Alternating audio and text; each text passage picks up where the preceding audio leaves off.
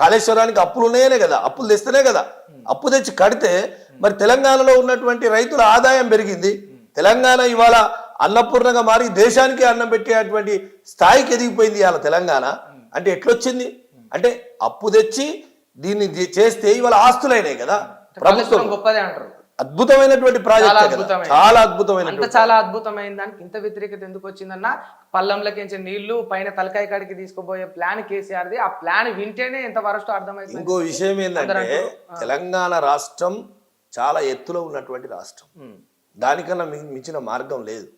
ఎలా 75 సంవత్సరాలు పరిపాలన చేసినోడు కూడా ఎవడు ఆలోచన చేయలే, ఎందుకులే మాకెందుకు, రైతులు ఇట్లా పోతే మాకెందుకు అని చెప్పి ఆలోచన చేసిరు. కానీ కేసీఆర్ గారు అట్లా ఆలోచన చేయలే.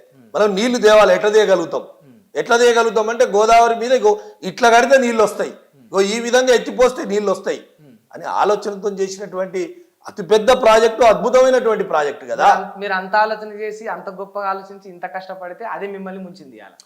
అది ముంచింది అనేది క్వశ్చనే లేదు కాదా?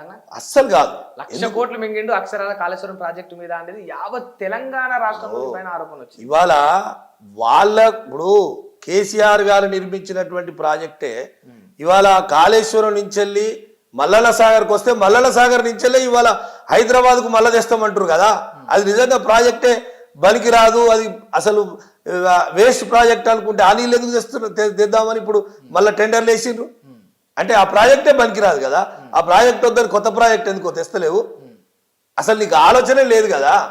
నీళ్లు తెచ్చినటువంటిది మల్లన్న సాగర్ వస్తేనే ఇక మల్లన్న సాగరే ఇవాళ అన్నిటికీ ఐరార్థం అయిపోయింది ప్రాజెక్టుకు. ఎక్కడికి నీళ్లు పోవాలన్నా, ఏ నియోజకవర్గానికి నీళ్లు పోవాలన్నా అక్కడి నుంచి ఎత్తిపోతలు పోస్తే మల్లన్న సాగర్ నుంచి వెళ్ళి మళ్ళీ పంపింగ్ జరుగుతూ ఉంది, గ్రావిటీ ద్వారా పోతా ఉంది. కొండపోచమ్మ కావచ్చు, మా దగ్గర నీళ్ళు కావచ్చు, ఇంకో దగ్గర నీళ్ళు కావచ్చు. ఎక్కడైనా నీళ్లు పోవడానికి ప్రాజెక్టులు నిర్మించకుంటే ఎట్లా ఒడ్లు పండుతాయి, ఎట్లా వ్యవసాయదారులు బతుకుతారు. తర్వాత మిషన్ భగీరథ్ చేసిండు. మిషన్ భగీరథ్ ద్వారా నీళ్లు ప్రతి ఒక్క ఇంటికి మంచినీళ్ళు వస్తా ఉన్నాయి. ఇవాళ ఎక్కడ ఉందా, ఏ రాష్ట్రంలోనో ఇంత అద్భుతమైనటువంటి ప్రాజెక్టు కట్టింది ఉందా? మిషన్ భగీరథకు మరి ఒకవేళ బడ్జెట్లో లేకుంటే అప్పు తెచ్చి కట్టిర్రు, కానీ దానివల్ల మనం ప్రజలైతే బాగుపడి నీళ్లు తాగుతున్నారు కదా. అది అప్పు కింద ఎట్లయితుంది?